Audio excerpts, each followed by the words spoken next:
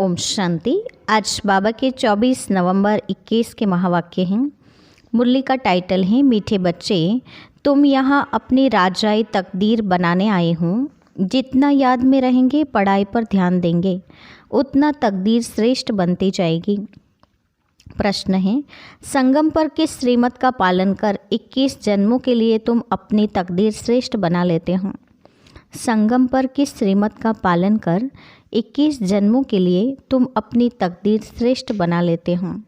उत्तर, संगम पर बाप की श्रीमत है मीठे बच्चे निर्विकारी बनो, देही अभिमानी बनने का पूरा पुरुषार्थ करो, कभी कोई पाप कर्म नहीं करना तो 21 जन्मों के लिए तकदीर श्रेष्ठ बन जाएगी। गीत है तकदीर जगाकर आई हूँ। ओम शांति। मीठे मीठे रूहानी बच्चों ने यह गीत सुना। अब इन 2 लाइन का अर्थ जिन्होंने समझा वह हाथ उठाएं। यह किसने कहा? तकदीर जगाकर आई हूँ। आत्मा ने। सभी की आत्मा कहती है मैं तकदीर बनाकर आई हूँ। कौन सी तकदीर? नई दुनिया में जाने की तकदीर। नई दुनिया है स्वर्ग, यह पुरानी दुनिया है नरक।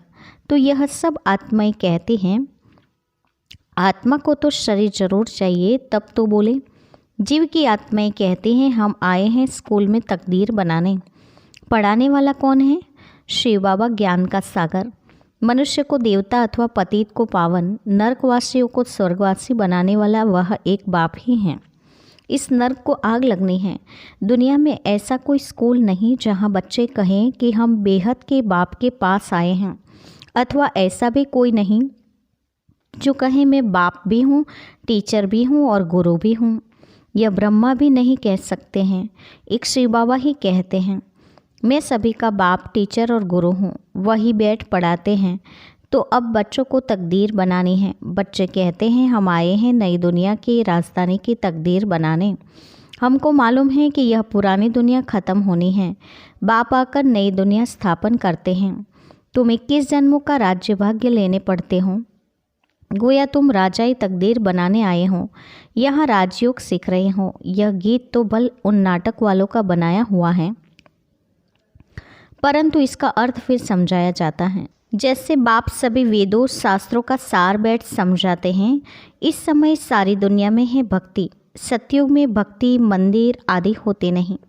तुमने आधा कल्प भक्ति की है, अब तो भगवान मिल गया है। पहले पहले भारत में इन देवी देवताओं का राज्य था, फिर 84 जन्म लेते लेते तकदीर बिगड़ गई हैं। अब फिर से तकदीर बनाते हैं। बाप आए ही हैं तकदीर बनाने। बच्चों को कहते हैं मुझे याद करो, तुम बहुत ही पापात्मा बन पड़े हो। पहले पहले भक्ति की जाती है शिव बाबा की, वह है अव्यभिचारी भक्ति। फिर भक्ति भी व्यभिचारी हो जाती है। तो बच्चों को पहले पहले यह निश्चय होना चाहिए कि जिसको भगवान कहा जाता है वह हमको पढ़ाते हैं। उनको कोई शरीर है नहीं, वह इस शरीर में बैठ बोलते हैं। जैसे तुम्हारी आत्मा इस शरीर में आने से बोलने लगती हैं। कभी कभी मनुष्य मर जाते हैं, फिर जब स्मशान में ले जाते हैं तो आधे में चूर-पूर करने लग पड़ते हैं। ऐसे आत्मा चली गई फिर आई नहीं। आत्मा बिल्कुल सूक्ष्म है ना, तो कहाँ छिप गई? ऐसे कहेंगे अनकॉन्शियस हो गई, किसको पता नहीं पड़ा। ऐसे कभी कभी हो जाता है। चिता से भी जाग पड़ते हैं, फिर उनको उठा लेते हैं। तो यह क्या हुआ? आत्मा कहाँ छिप गई, फिर अपने ठिकाने आ गई। आत्मा नहीं है तो शरीर एकदम मुर्दा हो जाता है। तो आत्माओं का देश है परम धाम। तुम जानते हो हम वहाँ उस घर के रहने वाले थे। पहले पहले हम आत्मा घर से आए सतयुग में। भारतवासी जो देवी देवता थे वही आए होंगे। वास्तव में जो जो धर्म स्थापन करते हैं पिछाड़ी तक कायम रहते हैं। बुद्ध का धर्म कायम है, क्राइस्ट का धर्म कायम है। सिर्फ देवी देवता धर्म वाले जो राज्य करते थे उनका नाम ही गुम है। कोई भी नहीं है जो अपने को देवी देवता धर्म का कहता है। बाप समझाते हैं भारतवासी अपने धर्मों को भूल गए हैं। हमारा गृहस्थ धर्म पवित्र था, संपूर्ण निर्विकारी महाराजा महारानी का राज्य था। उन्हों को कहते हैं भगवती लक्ष्मी और भगवान नारायण। वास्तव में भगवान एक हैं, उनको ही ज्ञान सागर कहा जाता है। इन लक्ष्मी नारायण में तो कोई ज्ञान है नहीं। ज्ञान का सागर एक ही शिव बाबा है। वह बैठ तुम बच्चों को ज्ञान देते हैं। तुम अभी पढ़ रहे हो, यह पढ़ाई फिर वहाँ भूल जाएंगे। अभी तुम हर एक समझते हो हमारी आत्मा में 84 जन्मों का रिकॉर्ड भरा हुआ है। आत्मा अभी नॉलेज ले रही हैं, फिर सतयुग में जाकर अपना राज्य भाग्य करेगी। तुम कहेंगे हमने 84 का चक्र लगाया, अब बाबा से हम स्वर्ग की बादशाही ले रहे हैं, हर एक उच्च दादे से वर्षा लेते हैं, परंतु अपने अपने पुरुषार्थ अनुसार इसमें कोई हिस्सा बांटा नहीं जाता, अज्ञान काल में बांटा जाता है ना। बेहद का बाप कहते हैं हम वैकुंठ स्थापन करते हैं, उसमें ऊंचा मर्तबा पाना, वह है तुम्हारे पुरुषार्थ पर मदर। जितना बाप को याद करेंगे उतना विकर्म विनाश होंगे, पवित्र बनेंगे। सोना को भट्टी में डालते हैं ना तो उनसे खाद निकल सच्चे सोने की डल्ली बन जाती है। यह आत्मा ही सच्चा सोना थी। यहाँ पार्ट बजाने आती हैं, पहले है गोल्डन एज, फिर पहले चांदी की खाद पड़ी। आत्मा थोड़ी इम्प्योर बन जाती हैं तो फिर आहिस्ते आहिस्ते थोड़ा घटती जाती हैं। मकान भी पहले नया फिर आहिस्ते आहिस्ते पुराना होता जाता है। 100 वर्ष के बाद कहेंगे पुराना। वैसे दुनिया भी नई और पुरानी होती है। आज से 5000 वर्ष पहले नई थी। इन देवी देवताओं का राज्य जो था वह कहाँ गया? 84 जन्म भोगते भोगते पुराना हो गया। आत्मा भी मैली तो शरीर भी मैला हो गया, गोरे से सावरे हो गए। कृष्ण को भी गोरा और सावरा दिखाते हैं ना। टांग नर्क तरफ, मुंह स्वर्ग तरफ दिखाना है। तुम भी उस कुल के हो, तुम्हारी भी टांग नर्क तरफ, मुंह स्वर्ग तरफ है। अभी तुम पहले निर्वाण धाम में जाकर स्वर्ग में आएंगे। कलयुग को आग लग जाएगी, मूसलाधार बरसात, आग, अर्थक्वेक आदि होती। पतित आत्माएं सब हिसाब किताब चुकतो कर घर चली जाएगी, बाकी थोड़े बचेंगे। पवित्र आत्माएं आती जाएगी। अभी तो सब हैं कांटे, काम कटारी चलाना, यह कांटा लगाना है। यहाँ तो बाप कहते हैं कि संपूर्ण निर्विकारी बनना है। बाप कहते हैं मुझे याद करो तो मैं तुमको स्वर्ग का वर्षा दूंगा, तुम पवित्र बन जाएंगे। तुम पावन थे तो गृहस्थ व्यवहार भी पवित्र था, अभी तुम पतित बने हो तो गृहस्थ व्यवहार भी अपवित्र और विकारी हैं। सतयुग में व्यवहार धंधा भी सच्चा चलता है, वहाँ झूठ आदि बोलने की दरकार ही नहीं रहती। झूठ तब बोला जाता है जब बहुत पैसे कमाने का लोभ होता है, वहाँ तो अथाह पैसे मिलते हैं, अनाज आदि का कोई दाम नहीं रहता, वहाँ कोई गरीब होता ही नहीं। जो अच्छा पुरुषार्थ करेंगे वह महाराजा बनेंगे, हीरे जवाहरातों के महल मिलेंगे। पुरुषार्थ पूरा नहीं करेंगे तो प्रजा में चले जाएंगे।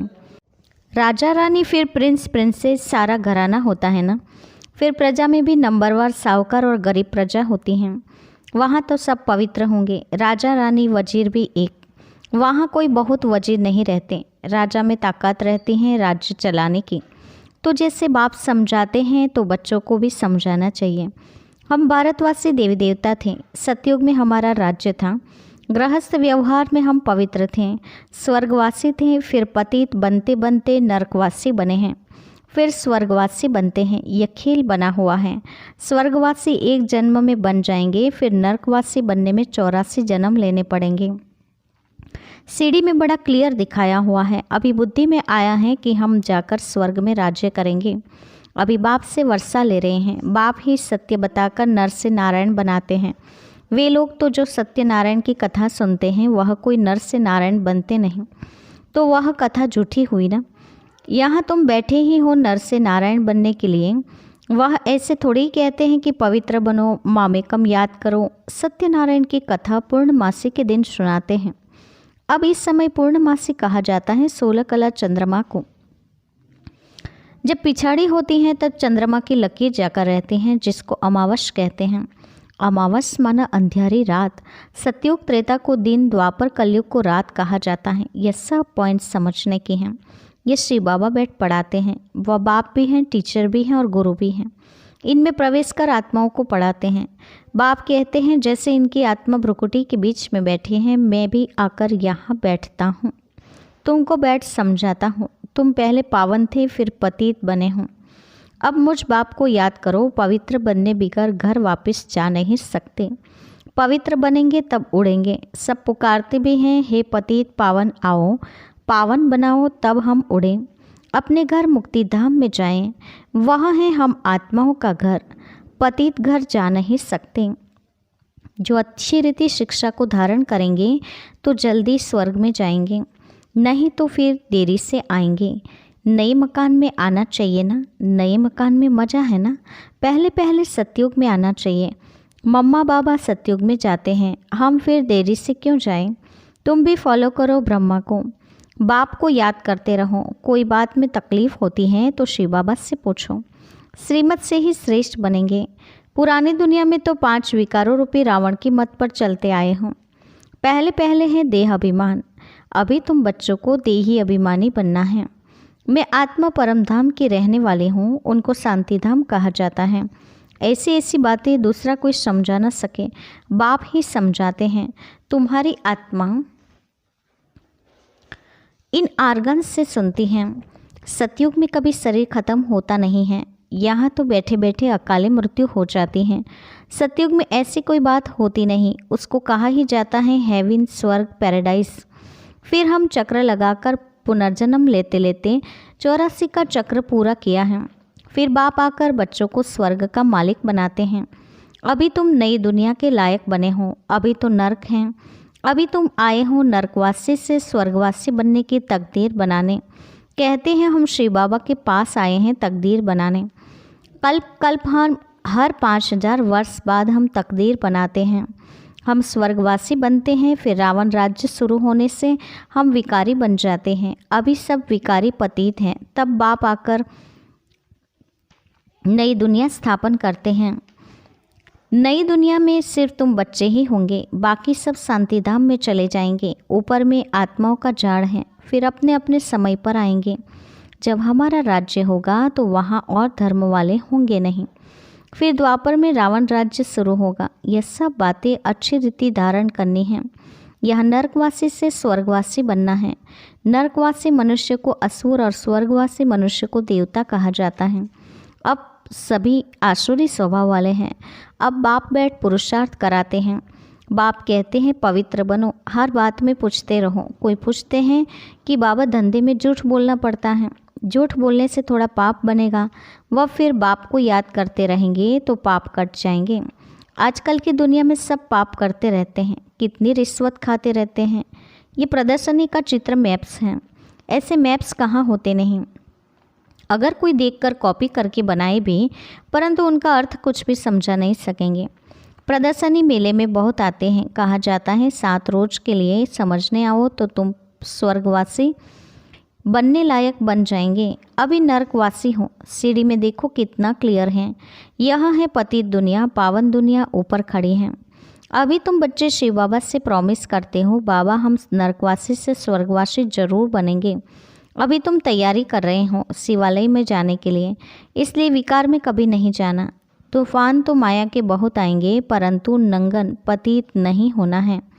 पतित होने से बड़ी खता यानी कि भूल हो जाएगी, फिर धर्मराज की बहुत कड़ी सज़ा खानी पड़ेगी। अच्छा, मीठी मीठी सिकलतें बच्चों के प्रति माता पिता बाप दादा का याद प्यार और गुड मॉर्निंग। रूहानी बाप की रूहानी बच्चों को नमस्ते। हम रूहानी बच्चों की रूहानी माता पिता बाप दादा को याद प्यार और नमस्ते। धारणा के लिए मुख्य सार। पहली पॉइंट, मनुष्य से देवता बनने के लिए जो भी आसुरी स्वभाव हैं, झूठ बोलने की आदत है, उसका त्याग करना है और देवी गुण धारण करना है। दूसरा, घर चलने के लिए पवित्र जरूर बनना है। माया के तूफान आते भी कर्मेंद्रियों से कभी कोई विकर्मण नहीं करना है। आज का वरदान है, सच्ची लगन के आधार पर और संग तोड़ एक संग जोड़ने वाले संपूर्ण वफादार भव। सच्ची लगन के आधार पर और संग तोड़ एक संग जोड़ने वाले संपूर्ण वफादार भव। वरदान का स्पष्टीकरण है, संपूर्ण वफादार उन्हें कहा जाता है जिनके संकल्प व सपने में भी सिवाय बाप के और बाप के कर्तव्य के व बाप की महिमा के, बाप के ज्ञान के और कुछ भी दिखाई न दे। एक बाप दूसरा न कोई। बुद्धि की लाइन सदा एक संग रहें, बुद्धि की लगन सदा एक संग रहें तो अनेक संग का रंग लग नहीं सकता। इसलिए पहला पहला वायदा है और संग तोड़ एक संग जोड़। इस वायदे को निभाना है, अर्थात संपूर्ण वफादार बनना है। स्लोगन है, सत्यता की स्वस्थिति परिस्थितियों में भी संपूर्ण बना देगी। सत्यता की स्वस्थिति परिस्थितियों में भी संपूर्ण बना देगी। ओम शांति।